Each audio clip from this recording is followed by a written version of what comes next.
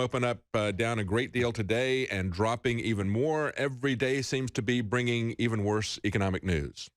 Well, this is exactly what I've been saying was going to happen. I've been coming on Alex's Jones now regularly for the last several months, and this is exactly what I said was going to happen.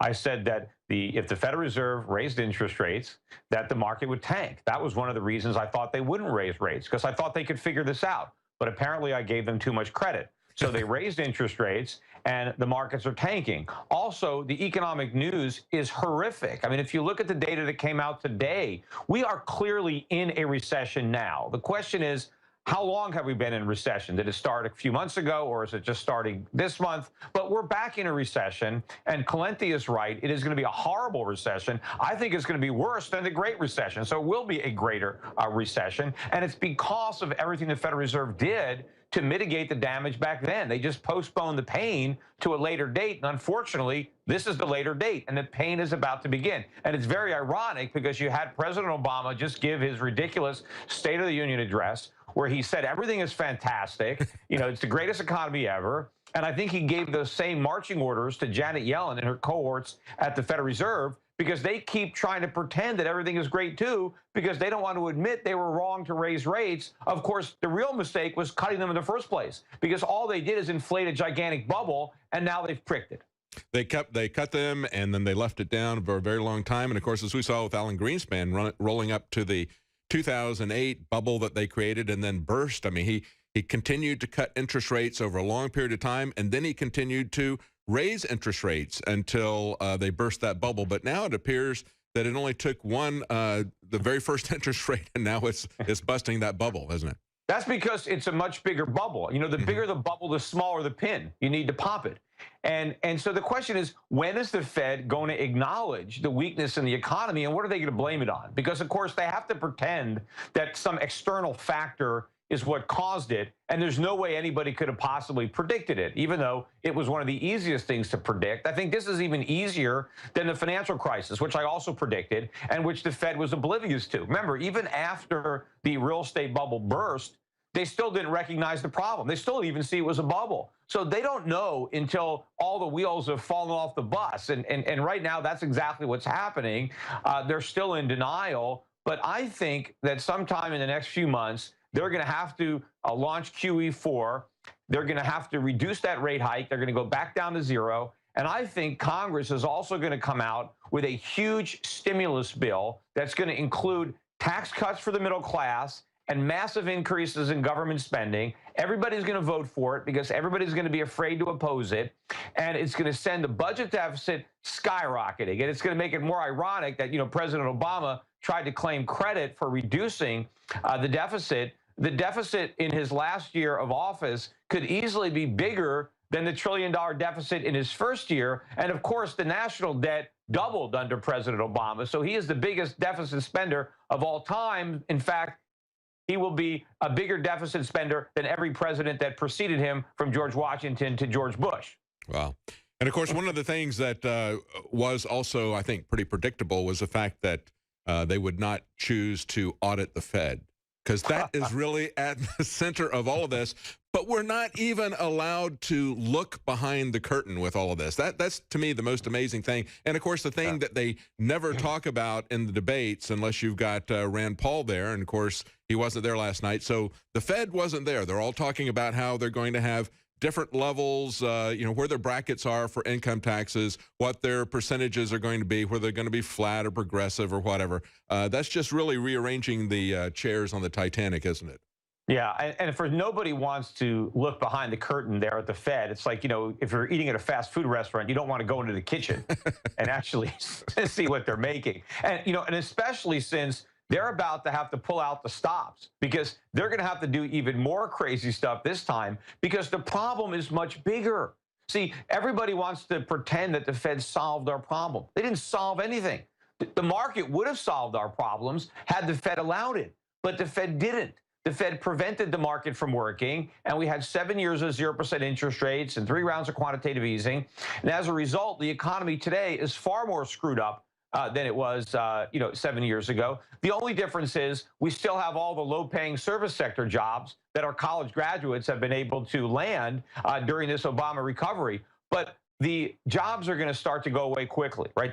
The service sector is going to be hemorrhaging jobs. You know, it was a wealth effect and the false perception of a recovery that created these jobs. But now that that phony wealth is evaporating and the perception is being replaced by reality, a lot of these jobs are going to be lost. In fact, I think we're maybe a few months away from some huge negative numbers in the non-farm payroll, a big spike up in unemployment, and then even when the Fed launches QE4 and cuts rates to zero, it's not going to, turn the tide. I think the unemployment rate is going to be rising for years. I think we're headed back above 10% officially, and who knows where we'll be unofficially with all the people that just leave the labor market. But we've seen the best days as far as the low unemployment rate and the job creation. And of course, everybody is trying to hang their hat on this one data point. They're saying, oh, we can ignore all the bad news because look, the jobs market is strong.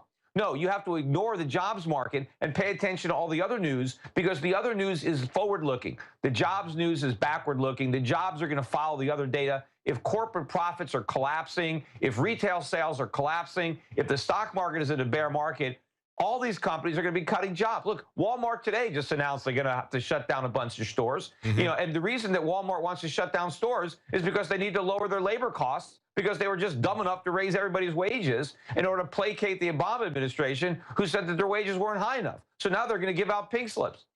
And of course, part of the employment impediment in terms of getting more people jobs, in terms of the labor cost, is Obamacare.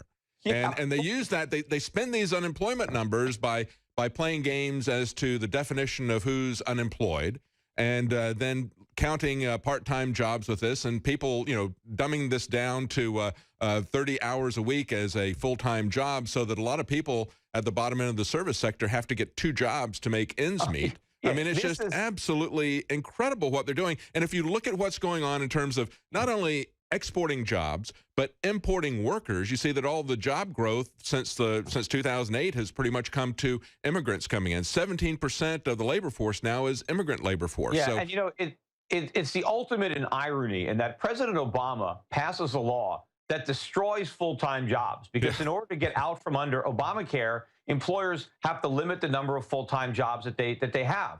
And so now people lose their full-time jobs, but now those full-time workers are replaced by part-time workers. So now somebody used to have one really good job, and now they have 2 crappy jobs, where both those jobs still pay less than the one job he used to have. But now Obama gets credit for the extra job. Yeah. Because all they do in the jobs numbers is count the numbers. So 2 lousy jobs is better than 1 good job as far as Obama's concerned, but not as far as the guy who has to work these 2 lousy jobs for low pay. So he gets to destroy jobs and claim credit for creating jobs at the same time.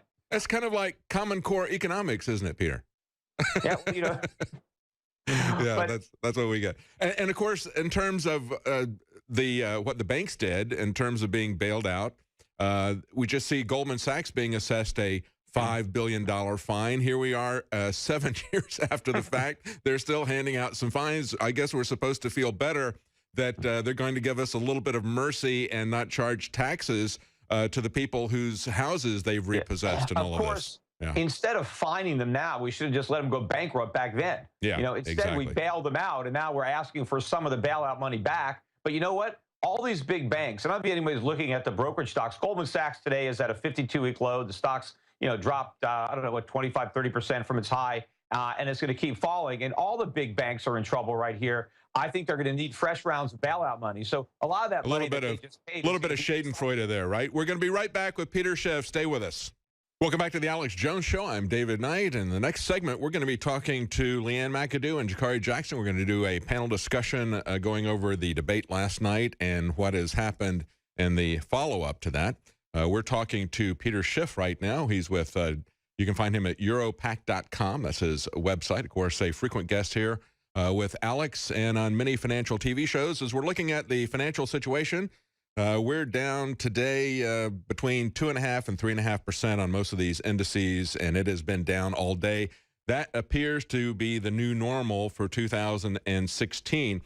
In this segment, Peter, I'd like to talk to you about the strength of the dollar. I mean, we were talking to Gerald Celente about the instability in Saudi Arabia. Of course, the petrodollar has been a big part of the the reserve currency, the bubble that they created, if you will, and in a way with the petrodollar when they took us off the gold standard. And now the key, the linchpin to that, of course, is Saudi Arabia. They've got a Vietnam-like war going on in Yemen. They have internal unrest, especially after all these executions at the beginning of the year. So there's a lot of instability there. What do you think about the strength of the dollar? Well, it can't last. And first of all, as strong as the dollar's been recently, the yen and the euro are actually stronger. And, you know, the Swiss franc, which is currency I like better than those.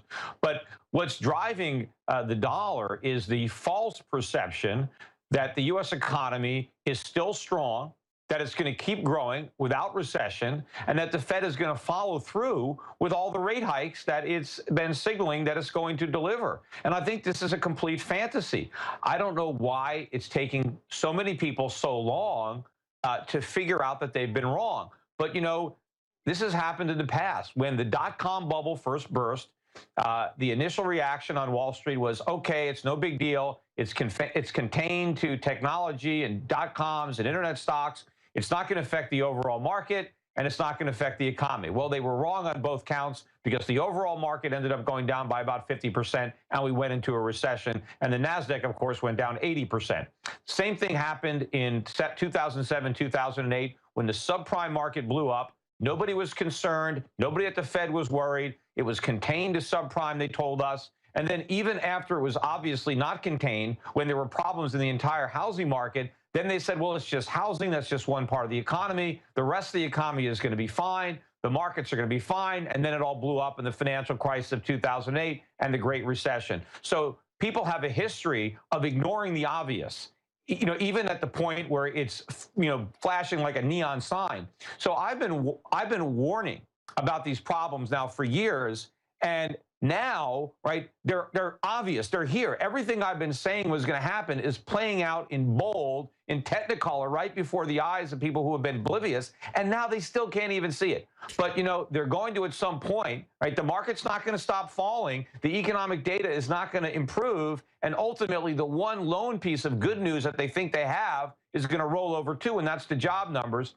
And people have to be prepared because the dollar is going to break. It's going to be a vicious decline when it happens. And gold's going to go the other way. What's been restraining gold has been the appeal of the dollar. But when people realize they bought a bill of goods when they were buying the dollar, they're going to rush to buy gold. And, you know, you guys mentioned all these specials that you're having over at Alex Jones. You know, we've been having a special this week at my gold company at Schiff Gold, and we're selling maple leafs, 1-ounce maple leafs, for as low as $33 over spot per coin, which that includes whatever our markup is. And that's about the cheapest price you're going to find anywhere. I don't think we've ever sold them that cheaply over spot. And so I'm not sure how many we have left because we bought a bunch of them, and you know. But look, this could be the last chance to buy gold under 1,100.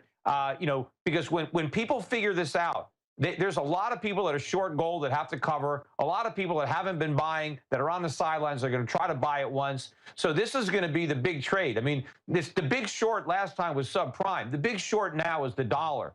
And the way you play that is to be long gold. And, you know, the best way to do that is with real physical bullion. And again, I love the Canadian maple leaf. It's a great coin to own. And if you can get it for $33 over spot with spot below 1,100, I mean, you should do it. So